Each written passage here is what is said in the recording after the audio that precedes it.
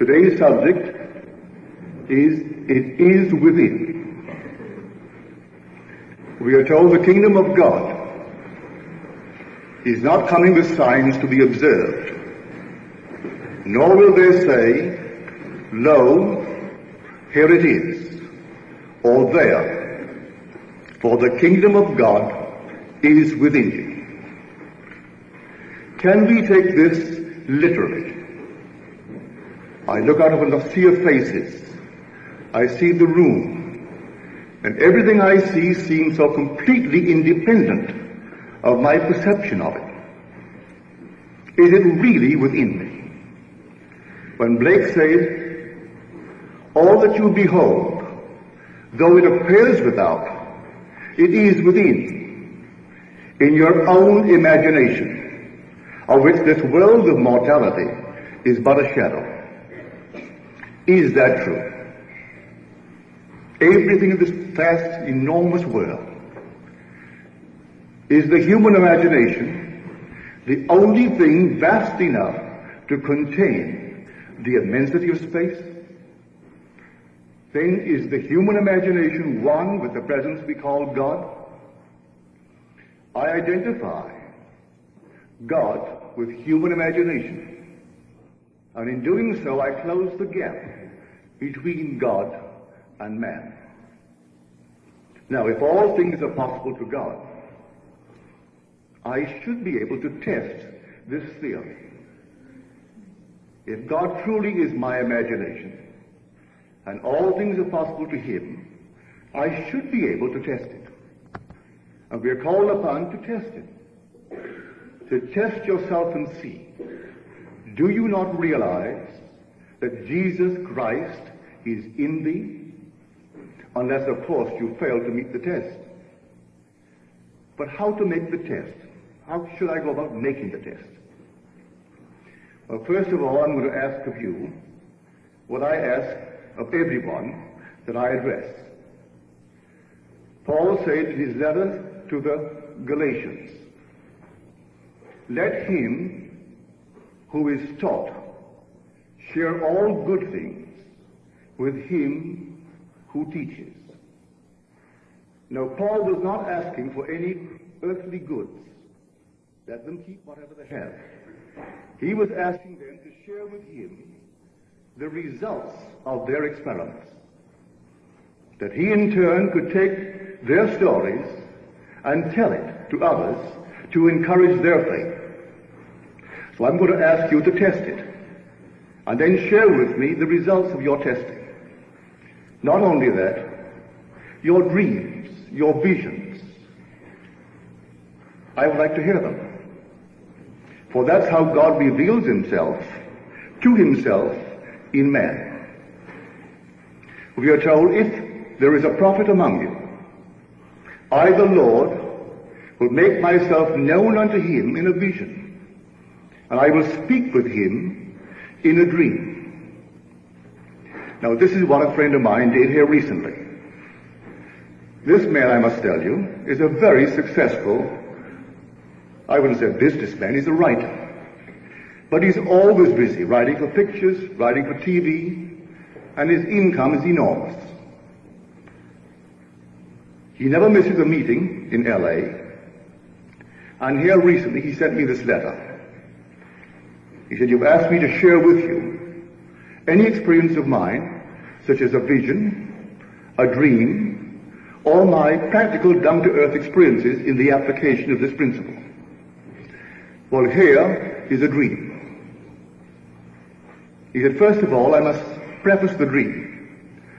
And then he asked me in his letter if I was familiar with Berkeley Square, where the central character tries to convince the girl that he can move from one century to another, say the 20th century to the 18th century. And then he likens it to someone on a river, and his destination is around the bend. His present is where he is on the boat. His future is around the bend. But someone elevated above the earth, having a view of both sides of the river, would see the man's future and his present as present. Where that man is going and where he is will be present to the one elevated. But he said, my dream began in this manner. I was the observer from above. I looked down and I saw infinite possibilities of man. You couldn't conceive of a plot, whether it be a plot of a tragedy or some glorious plot, some horrible thing or some marvelous thing, but every conceivable plot that man could ever conceive, everyone was present. Worked out in the most minute detail. And strangely enough, they were all contained in a prone man. Here is the form of a prone man. Now we said, don't ask me how. Infinite states of consciousness, infinite possibilities could be limited by the form of a man. But there it was. I'm only telling you what I experienced. He said, I contemplated this. It was the deadest thing I had ever seen. And yet I shouldn't use the word dead, because something that is dead suggests it must have lived. There's a previous life to it, if it's now dead. So it's simply an inanimate thing. I looked at it, and then I began to awake on Sunset Boulevard, opposite Ralph's supermarket. People were on the sidewalks. There were cars on the street. But everything was frozen. But everything was frozen. Three-dimensional, but frozen. And I knew that I alone could animate them. As I knew that, I myself was frozen. I looked at myself, I'm just like the others, all frozen. And I knew only as I became alive would they become alive. And so I took a step. And I seemed to pass through an invisible curtain. At that very moment of taking the step, everyone became alive and began to move, the sound, the noise, the action, everything. And I knew there was something I was trying to remember. What is it I am trying to remember? I kept on walking. I must have gone a block. It seemed like a normal walk, the kind of walk I take every day. And everything is alive and independent of me. And then I remembered. As I remembered, I turned around and looked and changed the focus of my attention and placed it back above. And everything once more became frozen and lifeless. From this exalted state, I remembered I didn't talk to them. And for some strange reason, I wanted to speak with people. And at that moment, I found myself in the living room where a party was in progress, but they were frozen. And as I entered, I was frozen. And I wondered, am I the host? Am I the guest? They all seem to know me, and I don't know one of them. And for a moment I panicked, for I knew the party would come to an end, and I didn't know where to go. So I remembered. I completely forgot 1 second before, as I became involved in the party. Then I'm trying to remember something. I remembered the Sunset Boulevard experience. Remembering that and how I escaped from it, I walked over to a seat, a chair. I sat down and closed my eyes. And then I changed the focus of my attention. And once more placed it not here with the party, but above. I opened my eyes, and they're all frozen. Everyone is frozen. And then I felt myself once more above. At this exalted state, I looked way down, and here is myself on a bed. and I had what I considered a wonderful idea. Now I know I can move myself from its present state into the most desirable state that I would like to experience. And then I realized how impossible that would be. From this level, I can't change any state. These states are permanent. I would have to go down and identify myself with that dream. And from that level, once more, play the game. And so, at that moment, I began to awake. I'm on my bed. And I have no knowledge of the dream. To me, it's 6:30 in the morning, and I can conceive that I have a dream. I went to my library and started to make a recording of your last lecture. And something you said triggered the dream. And it all came back in detail, as I've just told you. Then I said, did I dream it last night? Or did I dream it long, long, long ago? I don't know. But, however, it thrilled me, and so I thought I'd share it with you. Then at the very end, to make it a light letter, he said, I went to my doctor, and he said, in fact, he congratulated me on my rapid physical recovery. And he asked me if I'd done something, and if so, tell him all about it. So I said, I did it all in my imagination. I imagined I was in your office, and you were saying to me exactly what you said. And then I began to explain to him how imagination works. That imagination creates reality. He said to me in an elderly philosophical manner, you know, my wife thinks things like that. Wasn't very flattering. But he said, this is a strange experience.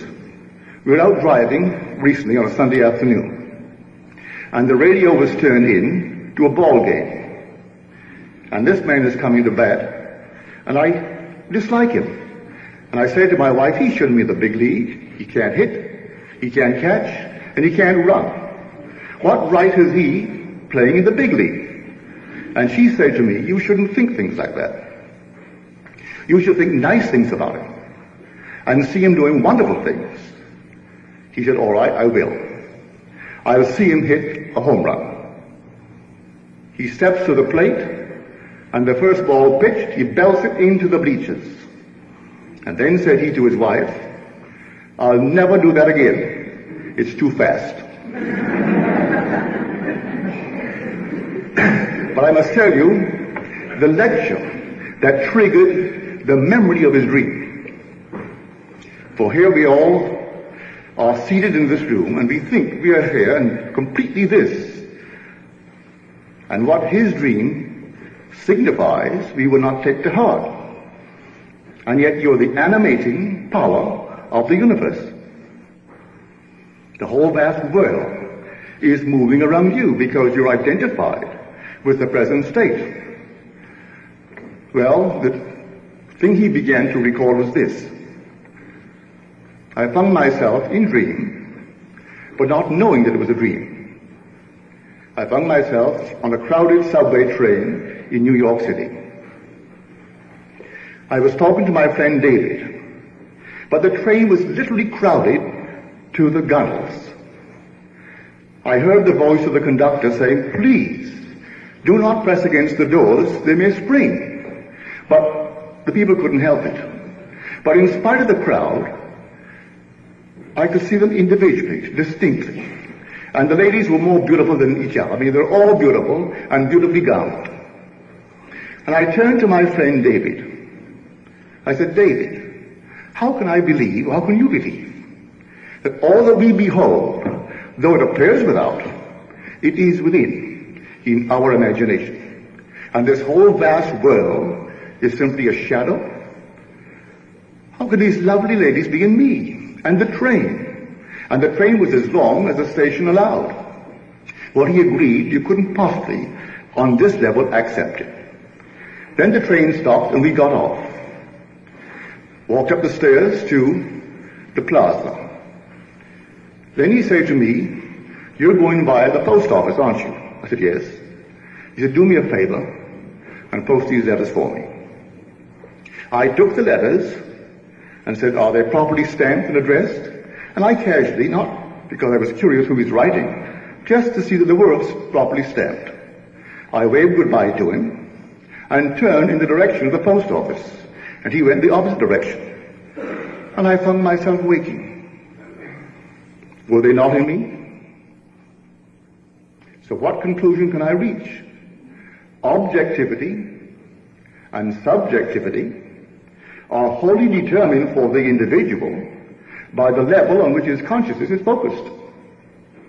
On reflection, it's subjective.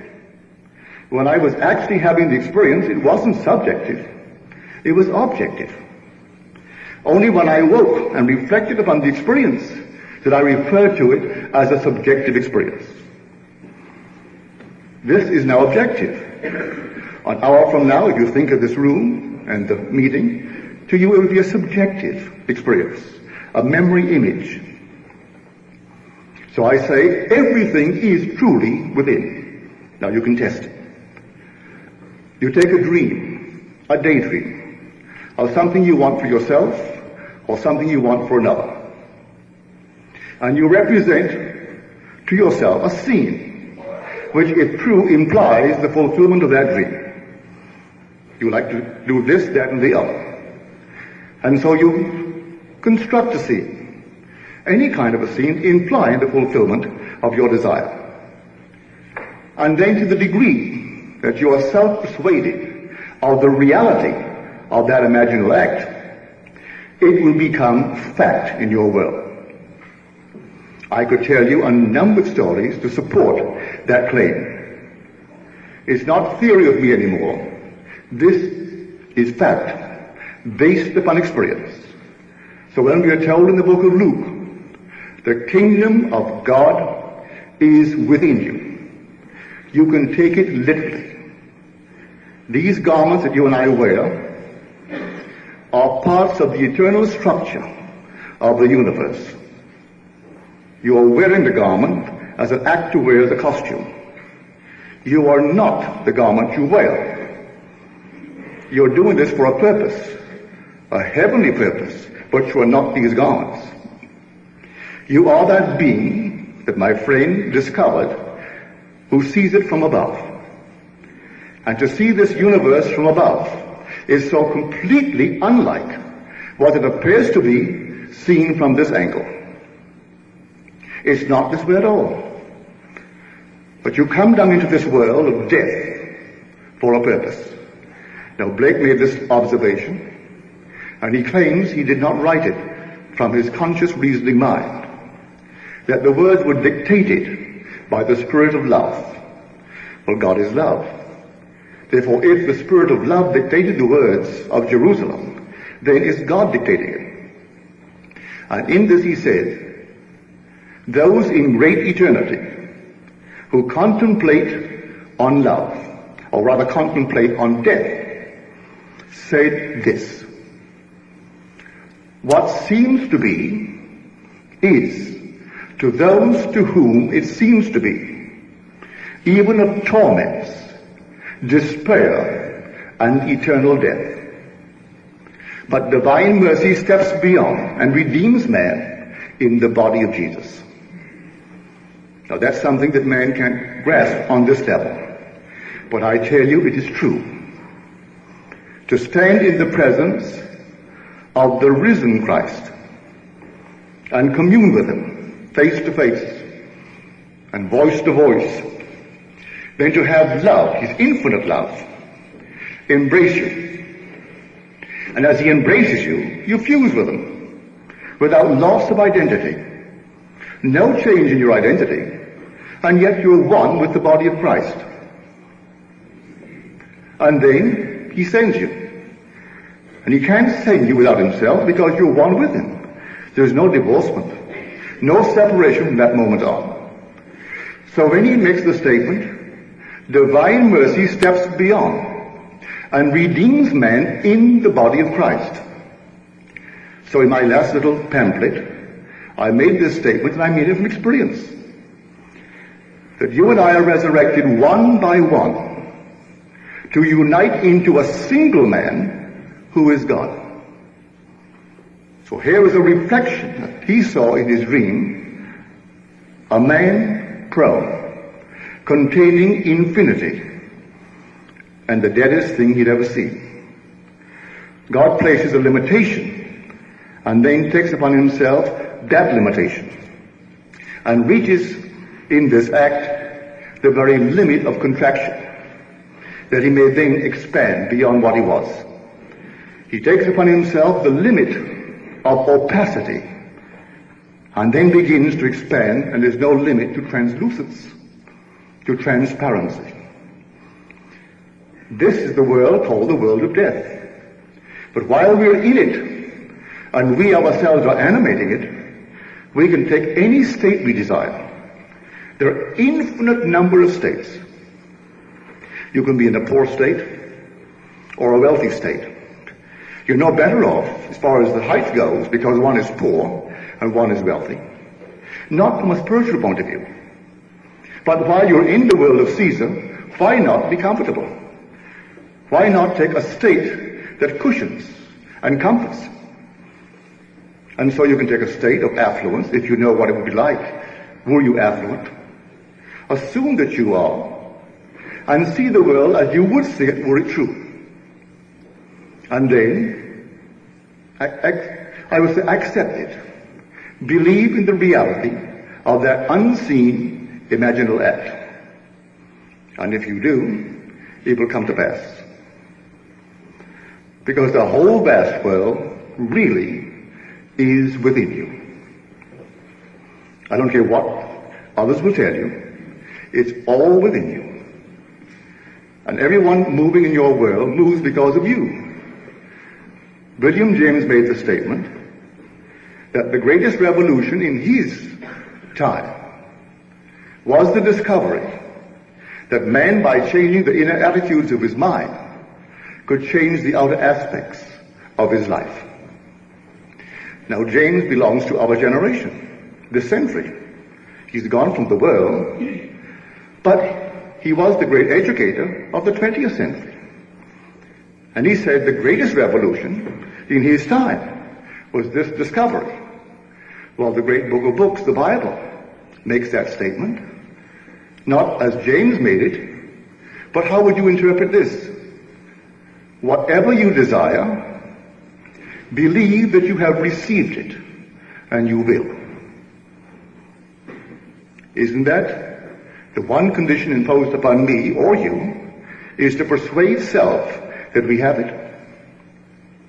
How can I persuade myself when at the moment reason denies it and my senses deny it? But James said he could change the inner attitudes of his mind. Can anyone stop you from changing your attitude towards the speaker? You may like him or dislike him. And if your dislike of him causes him to act to confirm your dislike, and you like the dislike, well then keep it up. If you don't like that reaction, you could change your attitude towards him, and he automatically and unknowingly would act in the way that you would like. And you can make it with any person in this world. So if I am that free, that I don't have to get your permission to hold an opinion of you, that I can hold it regardless of you. And if I hold it and persuade myself of the reality of that opinion of you, and you conform to it, am I not free? I am free to entertain any thought, and if I am, and it produces results, well then I'm a free person, even in the world of Caesar. So here, I do hope that I have persuaded you that the whole vast world, though you seem so small and insignificant to yourself, the whole vast universe is really within you. And so you can take it this day and test it. You're invited to test it.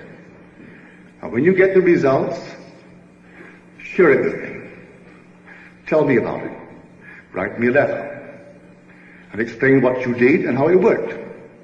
And if you're blessed this night with a vision, I would love to hear it. For God makes himself known to man in vision.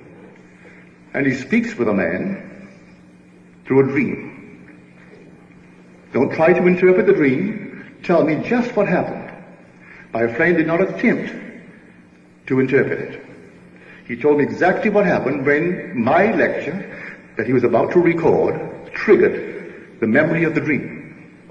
But all through his experiences, what lesson he was learning was this: I have forgotten. I must remember. If everyone could now persuade themselves you're trying to remember something, you lost the memory of it when you came this low in the scale. And you're trying to remember. What he was trying to remember was that exalted position where he saw the whole thing as dead. And he came down into the body of death and completely forgot who he really was. And people are shocked when you tell them that they are Christ. All ends run true to origins. If my origin is God, my aim must be God. As the poet said, you see yonder fields, the sesamum was sesamum, the corn was corn, the silence and the darkness knew, and so is a man's fate born. If I believe what scientists tell me, that my origin is a worm, my end is a worm. If I believe the Bible, and my origin is God, my end is God. And I don't have to choose that anymore. I know that from experience. I don't have to speculate about the risen Christ. I don't have to speculate about God being love. I stood in the presence of God. And he's infinite love. I'm not bending my head when I say God is man. As Blake said, thou art a man. God is no more. Thy own humanity learn to adore. God appears, and God is light to those poor souls who dwell in night, but does a human form display to those who dwell in realms of day. So here, you're wearing the form of God. You are God. He gave you his name. And the name that he reveals to the whole vast world, if you'll take it, is I am. So that's my name forever. It'll be known, I'll be known by it throughout all generations. But we don't stop there. We say, I am John, a poor John, an unknown John, an unwanted John. And these are the limitations and the restrictions we put upon the name of God. But if I will remember the name, I will glorify the name. And only put upon it that which is noble, that which is free. And if I did it, I would walk in that light. So, do me a favor and try it. Try it, and I promise you from my own experience that you'll get the results. You won't have to hound anyone in this world, but no one. Here's a simple little story. 2 weeks ago, just before I closed, I was about to close, and my wife said to me, you know, here's a little unfinished business. A friend of ours owes you some money. You've never asked him for it. You've never written. You've never mentioned it to anyone, but he owes you the money. You're closing up for the entire summer. You will not be here until late fall. I don't think it's fair to him, fair to you, fair to me, that he continues indefinitely without ever mentioning the fact that he owes you the money. I said, all right. You want the money? He said, yes. I said, all right, I will do it in my own way. I will not ask him for it. I will not write him for it. I will not phone him for it. But I will do it in my own way of imagination. So I imagined, first of all, he had the money. You can't get it from someone who hasn't the money. So I first of all assumed he had it. And then I went beyond that. You can have money and be unwilling to pay debts, you know. You may have millions and owe the grocery store and still won't pay it. So I first of all saw him with money, lots of money. And then I saw him willing and eager to pay me. And then I received from him whatever he owed me. This I did on Wednesday. On Friday, the phone rang about 4:30. It was my friend. He hasn't called me in over a year. He said, "Are you busy tonight?" I said, "Yes, I'm lecturing tonight." He said, "That's right, it's Friday night." "Well, my wife and I will come to the meeting tonight." It's perfectly all right. So he came to the meeting. After the meeting, he said, "You ride home with me, and Bill, who's my wife, she'll go home with the one who brought you, and my wife will go with you, with her."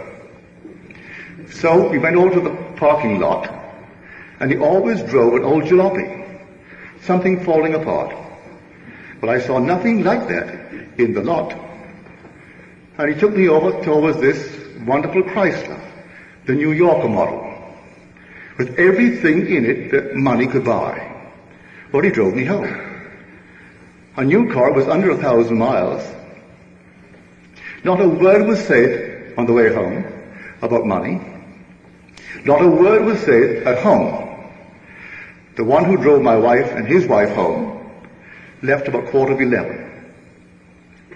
And then 5 minutes later, she opened her purse and said, "Neville, this is long, long overdue, but I think you'll find it in order," and handed me a check for $1,200. I never asked for it. Never once in the 5 years he's owed it to me did I ever breathe it. And she gave me $1,200. This is how it works. If you believe in the reality of your own wonderful imaginal acts, it came out of the nowhere. And now he has money. Things rolled in for him. He's completely out of debt and free of that feeling of owing friends money over so many, many years. So, try it, and then share with me the results of your experiment. And now, I think I'm going to ask my friends, the ushers, to pass among you.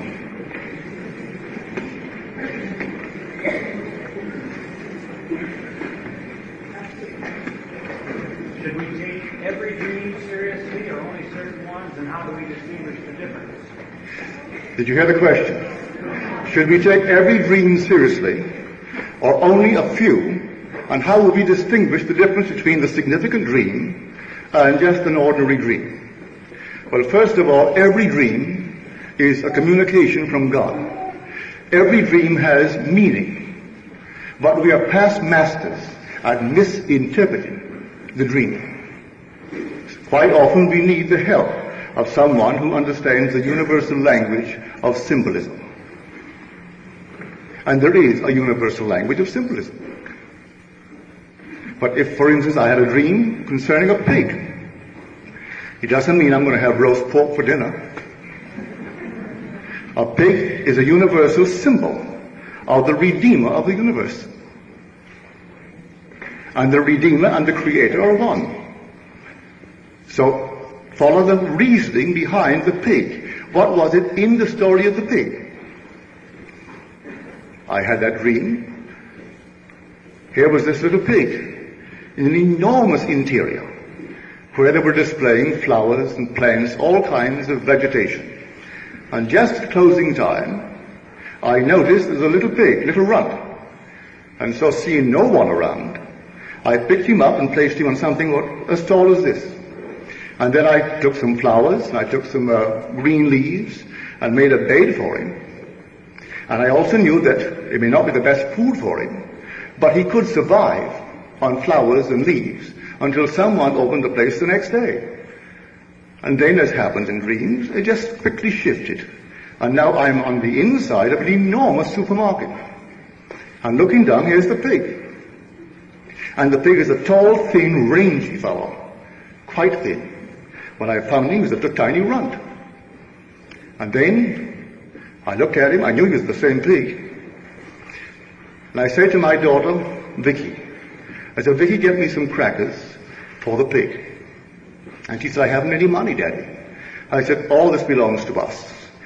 Ask no favors, go and take it. Take some crackers. And meanwhile, I started needing something to feed him. And my brother Victor came by and he said, what are you doing? I said, I'm getting some food for my pig.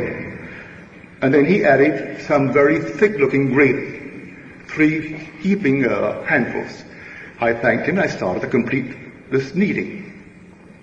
And then my daughter went over to a huge pyramid of crackers and she pulled one from the base, which unbalanced the entire picture, and they all fell. As they fell, it revealed a little candle about 4 inches tall, and the candle was lit. And I said to her, that's my candle. Then the words from Scripture came into my mind. The words of Job and the words of Proverbs. The spirit of man is the candle of the Lord. And when his candle shines upon my forehead, by its light I walk through darkness. So I say to Vicky, do not put the crackers back. That's lit now. It must never be hid again. Never be put under a bed, under a bushel, under anything. Now that that light is lit, it must remain lit. And then I woke. Well, here is the pig, the universal symbol of the Redeemer. When I found that imagining creates reality, and told it, it isn't a day in my life I don't have opportunities to exercise it. The thinness of the pig revealed to me I had not been as faithful to the feeding of Christ as I should have been. He symbolized Christ. And I knew how to feed him by exercising my imagination lovingly on behalf of others. When I saw the opportunity to help and didn't exercise my imagination lovingly on behalf of the other who needed help, I didn't feed him. I am feeding Christ every time I exercise my imagination in a loving manner. So that's the interpretation of that thing. If I didn't know the language of symbolism, I would have wondered, what am I dreaming about a pig? And the whole thing would have seemed so stupid. Yet that was communicating to me my lack of exercising what I knew. Now everyone knows imagining creates reality, so you can't judge them. But if you know it and you don't exercise it, you are not feeding Christ. Any other questions, please? In terms of these symbols, what does water and rock and water coming out of rock symbolize? Rock, water, and wine, we find it all through the Bible. The rock would be the most literal translation of the Scripture. The most literal. Water is when you see the psychological meaning behind the story. So from that literal story, you bring forth water. You're told in the book of Genesis, he came into the field and the well was covered with a rock, a stone. He rolled away the stone and watered the sheep. And then he rolled it back again. So every man comes to the rock, which is the Bible, the rock of God. He sees, if he knows how to read, he can read it. But he has to turn it into water. So he turns stone into water, getting the psychological meaning of the story. His use of that story, psychologically, converts water into wine. So we are told in Timothy's letter, Paul's letter to Timothy, drink no more water. Use a little wine for your stomach's sake and your many infirmities. In other words, don't completely absorb the psychological meaning all day long and never apply it. Drink a little wine now. Now, if you take that literally, you may go and get plastered. But he doesn't mean it that way. He means take what you know of the truth and use it. The use of it turns the water into wine.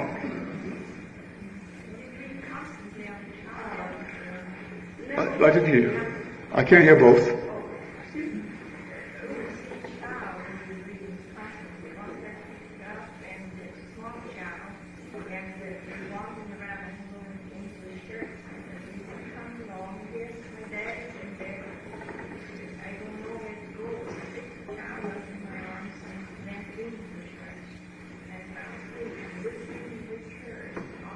I'm not hearing you correctly.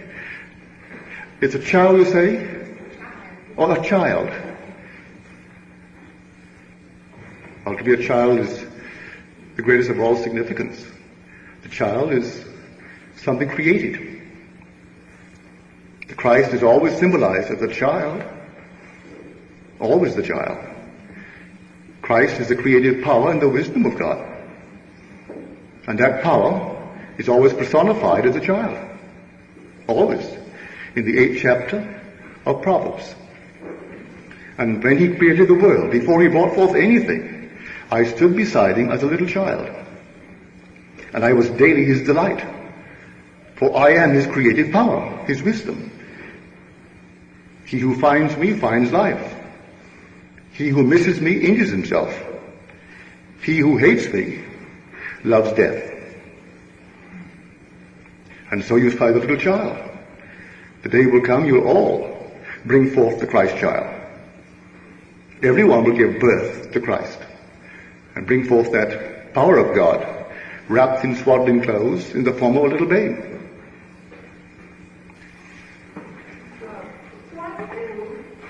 What does two eyes mean that are perfectly beautiful, that are not frightening in any way? When you go to sleep, worried about what is your best, and you hear in your sleep a voice that says, "Oh, stop worrying and look up." And then when I look up here, these two beautiful eyes, and worried me so. Worried you? And had people looking to see if anybody could have thrown a reflection on me. And then it just came to me all of a sudden, well, I better make a level post to see what that was. To me, it's self-explanatory. You go to bed worried about something, and you hear a voice of authority asking you, what are you worrying about? And telling you not to worry, and reveals itself in two glorious eyes. And you are concerned? No. Look upon that as the most wonderful symbol of help. But let us get off the dreams now. And yet,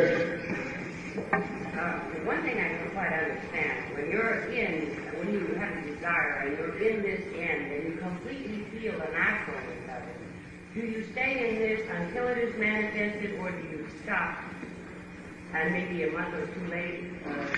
no, I wouldn't say that anyone stays in it. In the course of a day, you and I change state after state after state, numberless states in the course of a day. Well, we do have one to which we return constantly. That's where we live. That state, that emotion to which we most often return, constitutes the true self, the true state. That's the one that's always hatching out. If I don't like the fruit that it bears, I should do something about planting a new kind of a state or tree. But the individual planting, for instance, like the money I got from my friend, I did it on Wednesday, he gave it to me on Friday. In the interval, I didn't do it again, never thought of it again. My wife asked me to do it, for it was unfinished business, so I did it. Well, now, the Bible teaches that the vision has its own appointed hour. It ripens, it will flower. If it be long, then wait, for it is sure, and it will not be late. Not be late for itself. No two impregnations have the same interval of time between conception and birth. A child, if it be human, takes 9 months. A horse takes 12. A chicken takes three weeks. And so seeds have their different intervals of time. That's true also of concepts. Man can conceive himself to be this, that, or the other, and then that interval between the conception and its birth is determined by the nature of the conception. Any other questions? In other words, when you conceive this desire in your imagination, then you let it go. Always go to the end. The end is where we begin. What would it be like were it true? That's the end, isn't it? I have no concern with the means. I go to the end. And the end determines the means. He says, I have ways and means you know not of. My ways are past finding out. So all we're concerned with here is the end. Going to the end, remaining faithful for one moment to get the reaction, the thrill, that emotion that comes with success, and then drop it.